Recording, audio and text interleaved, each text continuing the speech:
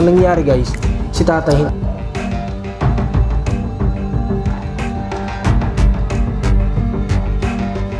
para po suway-kip ko ng libdib. oo kasi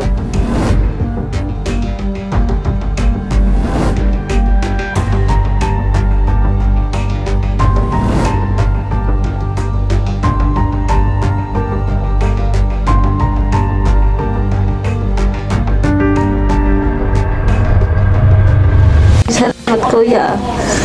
Hanggang ngayon nandiyan ka pa para sa akin.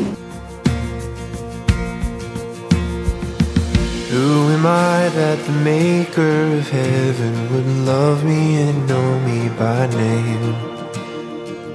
In a world where I feel like a stranger, His love came and found me the same.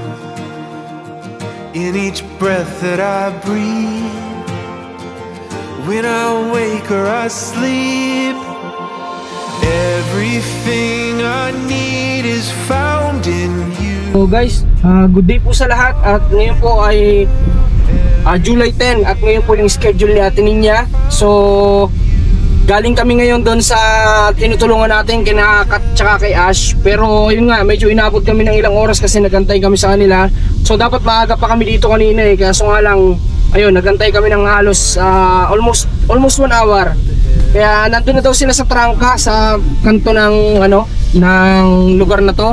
So doon na natin sila tatagpuin. Kailangan umabot tayo kasi 1:30 ang hearing. So mag-aalauna na, 15 minutes na lang, 1 PM na. So mabilisan na lang to. So kita-kits tayo doon sa trangka at nandoon na sila.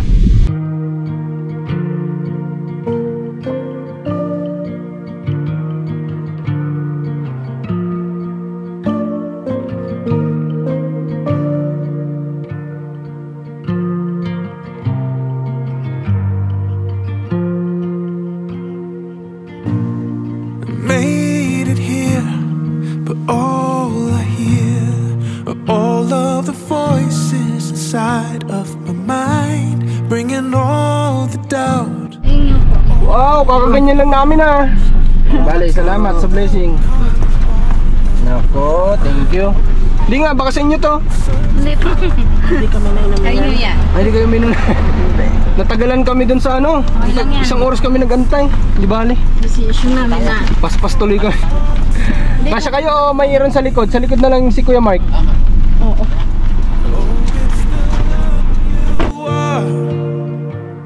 So unconditional to me, deeper than any scar, higher than any star I reach.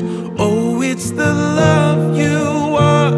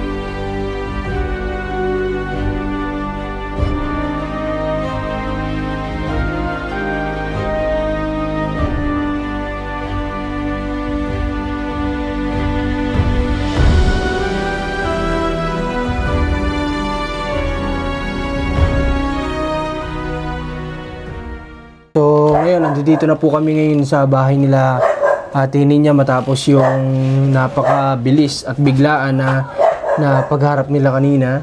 So pagpunta namin doon, hindi namin talaga alam na dadating yung papa mo, di ba?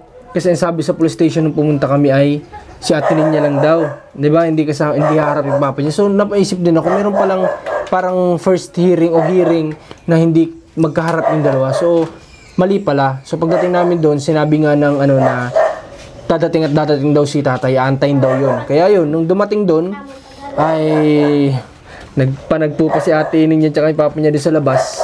Pero si ate niya hindi talaga tumitingin. Hindi siya tumitingin. Kumbaga, yung papa niya lang doon sa gilid, sa ate niya dito, nakatalikod sa ate niya. Tapos ang bilis lang talaga. Bakit ang bilis daw ate niya? Bakit ang bilis nung nangyari sa loob? Konti lamang naman po nagsalita. Ibig sabihin, hindi sumagot si tatay. Nagsalita lang po. Anong sinabi niya lang? Yung pong sabi po yung nagpirma lang po. Pero nung sa mga sinasabi mo sa kanya, hindi na siya umapila. Hindi po. Oh, yun. Kaya, ang nangyari guys, si tatay hindi na umapila sa lahat ng sinabi ni ate niya. Sa madaling salita, dapat mayroon pang schedule for 17, hindi na po yun matutuloy. Kasi nga po ay hindi na umapila si tatay sa first hearing. So, pala yung parang free hearing, parang ganun. Hindi pa siya as in sa judge, bukod pa yung sa judge. So, sa nakita nga namin kanina si tatay ay umiiling-iling lang. Kumbaga, hindi na siya sumagot. Ibig sabihin, hindi na niya nilabanan lahat ng sinabi natin niya. So, sabi nga ng abogado natin niya, huwag magpakampante kasi meron pang sa judge. Diba? Pero, yun, ang nasa loob kasi si ate niya to si Ate Lynn. Pero sabi ni Ate Lynn, pinahanga din daw siya talaga ni ate niya kasi bukod sa malakas yung boses niya, tama lahat ng sinasagot niya. Diba, pinapractice mo ba yung ate niya? Yung ganun? Opo. Talaga po gusto ko na talaga po matapos. Kaya talagang nilalaksan mo na yung salita mo ganun. Opo. So, lahat ng tanong sa kanya, lahat na sagot ng klaro. At saka kumbaga ay talagang, alam mo yun, yung salita na confident siya sa sinasabi niya. Ganun yung nakita kay ate niya kanina. Ni ate Lynn sa loob kasi sila lang magkasama dun. So yun, nakita ko naman si tatay. Tinitingnan ko siya kanina. Para magka-eye to eye sana kami. Yumuyo ko si tatay parang nahihiya ganun. Yung nakikita ko sa kanya. So, salamat din sa kanya. Kumbaga hindi na siya sumasagot. No? Sana hanggang sa huli o dun sa judge, sana hindi na rin talaga niya sagutin para matapos na lahat ng natin niya. Para makamove na tayo. Para tapos na lahat. Kinabahan ka naman? Yung pong wala pa pong tatay. Kinabahan ka? Gagamahan pa ako. Yung duwating para wag ka pong luwakas ang sarili ko. Ay, ganun. Opo. Nung wala pa kaya pala pag abot namin ng tubig, ininom mo agad. Para po suwikip ko ng dibdib. Oo, kasi nung pag nakaupo sila doon, bumili kami ng mainom. Pagbigay kay ate niya, talagang laklak agad ate niya, halos ubos nga agad. Kasi sabi niya, nininirvis daw siya. Pero nung nakaharap niya yung papa niya, nawala daw lahat yun. Nawala lahat ng ng kaba sa dibdib niya. So, kaya si Ninyo, nakita ko kanina, ay galing school. At nag-bless sa atin kanina. Nakikitaan ko na rin itong bata ng ng mabuting asal. Kagaya ngayon, dumadaan siya, umuyo ko na, hindi kagaya dati na talagang kahit may camera dyan, wala siyang pakialam, daan-daanan niya. Pero ngayon, may respeto na kahit na may ganyan, may kukunin siguro sa loob. Hindi niyo siguro nakita, dumadaan siya dito sa baba. Sana magtuloy-tuloy sa bata ito na magkaroon ng magandang asal. Pagod ka na ba sa mga nilalakad natin atin niya? Hindi naman po. Hindi naman? Gusto mo lang talaga matapos na. Di bale, sana itong susunod, itong sa judge, matapos na natin to. No? Kinongratulate pala kayo? Kanina? Nung abogado mo?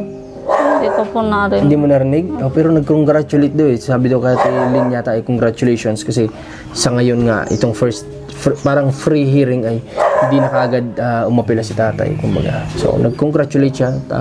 Sila kanina, nagpatluto ng pansit dito. Sino nagpaluto nun? Ako po. Aba! Sino mo yun? May pansit Hindi pa? naman kayo dumating maaga. Okay. Nagpaluto daw siya ng pansit para daw sa mga darating, kagaya natin. Oh, pero nandyan pa din naman. So, kaya nga sabi ko, kakain tayo ngayon. Kakain tayo.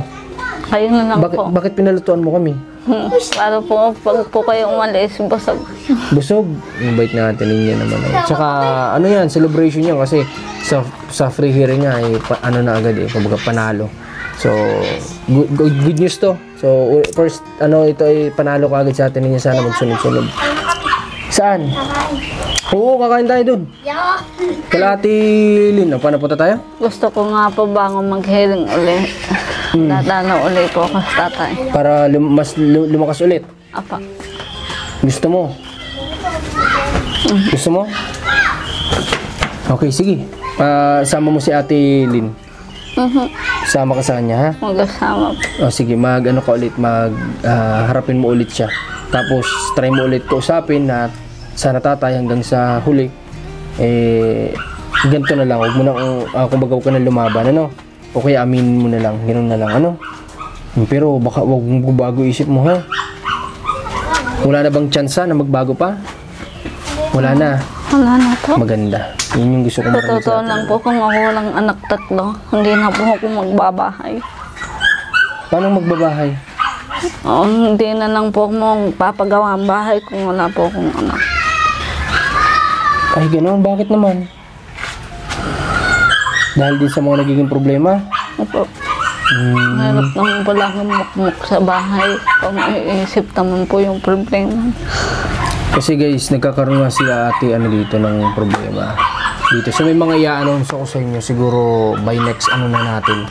May mga plano kasi ako kasi nakikitaan ko nga din ng ganyan na imbis na si ate niya din ay bigyan na ng tulong. Bibigyan patuloy si ate niya ng isipin na yung tao nagre-recover pa lang. Tapos ngayon isipin na naman yung ibinibigay sa kanya. Di ba tama ba ako? Kung tinan nyo nga yung sinasabi niya, kung wala lang siyang anak, ay hindi na lang, okay lang sa kanya, wag nang pabahayan. Ito po sinasabi ko na imbis tayo ay magtulong-tulong para sa kanya. Kasi matagal siyang nagsakripisyo. Paranas naman natin sa kanya yung kaginhawaan kahit pa paano. O tulungan natin siyang guminhawa ang buhay. Diba? Hindi yung ganito na binibigyan pa natin ng isipin yung tao.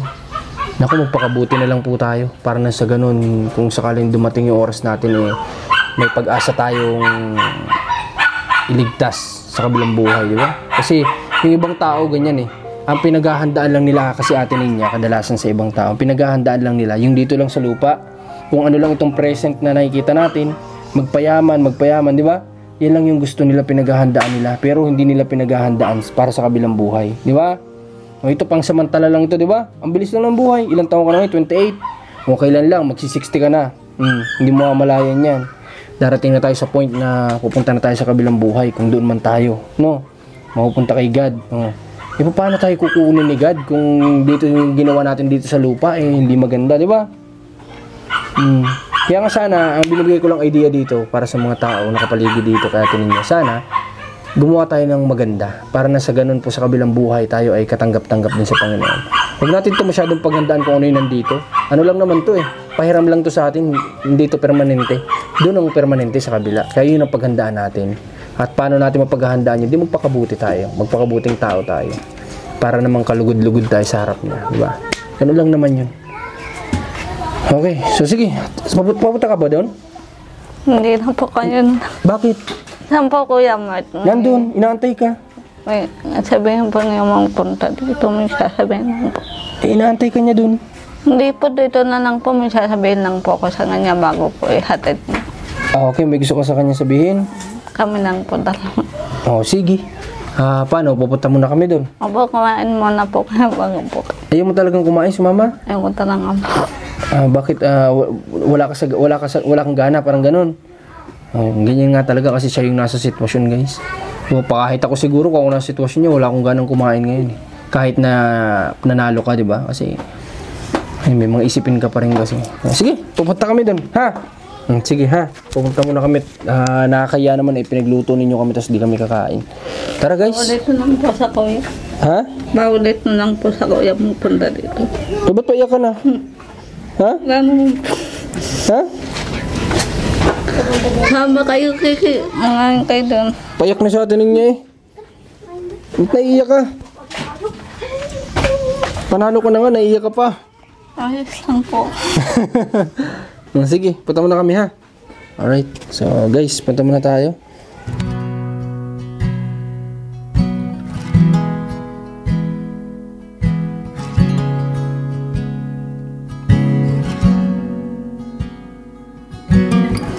He washes over me with love, serenity,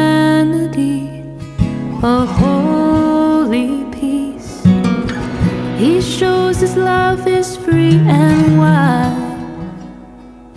He is the master of my life. He washes over me with love.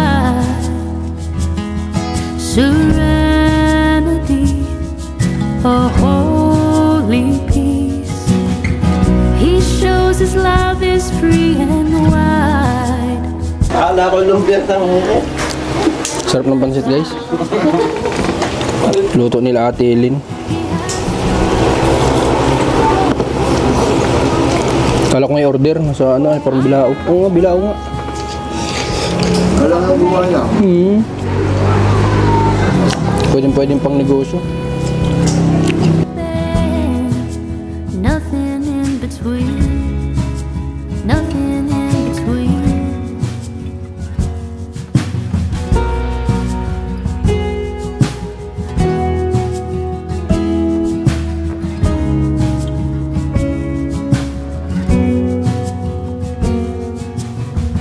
He carries me beneath his wing. From Salamat kuya. Hanggang ngayon nandiyan ka pa para sa akin. Salamat din Samahan ako hanggang naghihiring pa tayo. Di talagang malaking pasalamat kay Kuya Mark din, di ba? Kasi lahat niya sinakripisyo eh. Ano namang suwasama sa akin talaga. Kaya nga. Ayaw talaga kuya Alex. Kasi si Kuya Mark, ang laking sakripisyo niya. Sinasabi ko sa inyo lahat na Okay. yung trabaho i-give up, no? Napakalaking sakripisyo yun. Kaya nga sabi ko, guys, sa lahat din ang gustong tumulong din kay Kuya Mark, open din tayo para din naman sa kanya, di ba? Kasi deserve niya rin naman ng tulong kasi hindi nga niya pinababayaan din yung kapatid niya na sa bawat lakad ay siya'y wala. Kita niyo naman, simula't simula, kasama natin siya hanggang sa nawala na nga ng trabaho para lang makasama dito kay ate niya, masamahan. Kaya yun, kahit ako, nagpapasalamat ako kay kuya mo na talagang lagi siya nandyan. Tignan mo, yung sapatos niya, hiniram pa niya yan. Di ba, Kuya Mark? Yan mo, Kuya Mark, kasi sa susunod na pagbisita ko, bibilang kita para sa susunod na may lakad tayo, hindi ka na manghihiram. Ha, Kuya Mark? Anong size ng paa mo? Ganun po. Jis, ang laki naman ng paa mo. Sigurado ka? Okay, sige. At kami bahala. Papadala ko dun sa iyo, ano? Kung hindi kami makapagdala, edi papadala ko na lang doon sa inyo, ano, Kuya Mark? Okay, so yun lang sasabihin mo. Nagpasalamat ka lang. Tatlo na naman kami magkakapatid ay kuya Mark lang suwasama sa akin. Kaya sabi ko kuya, salamat sa iyo. Nandiyan ka pa rin habang naghihiring. Kaya nga sabi ko sa kuya Mark, sabi ko sa iyo, kung ako walang bata, hindi na ako magbabahi. Ayoko. Kasi nga ganyan nga nagkakaproblema ka eh. Lang dito. Sige, huwag ka mag-alala at may plano naman din ako ate niya, no? Huwag ka mag-alala ha. Kasi may mga ano din naman ako ay, may mga iba din naman akong plano na in case nga na may mga ganyan at kung ikaw ang may hirap o may stress, ay di magpo-proceed ako dun sa isang gusto kong mangyari, no? Okay ba yun sa'yo? Huwag ka na masyado mag-isip, basta kami bahala ha. I-relax mo lang yung isip mo, basta kami nang magpa-plancha niyan lahat, ano? Okay? Sige, paano? Uputan na muna kami. Yung anak mo baka umiiyak. Paalas na kami. O sa isang araw, babalik ulit kami kung makabisita kami, ha? Pero si Mark, hatid muna namin sa airport to. Magpa-flight na muna to. Ay, Meng. Sige. Okay. Ninyo, kain na kayo dun. Tapos na kami. Pwede na kayo kumain dun. Magpipinsan lang ka na. Punta na kayo. Kain kayo dun. Kain na. Sige, kain na kayo dun. Para makapagmerienda kayo pare-parehas. Okay guys, so masaya ako na hindi mo maintindihan, alam mo yun. Masaya ako pero may konting lungkot kasi nga dahil sa nararanasan natin niya ngayon dito na nagbibigay stress din sa kanya. Pero masaya ako dahil panalo si ate niya sa unang pagkakataon na siya ay nahiring.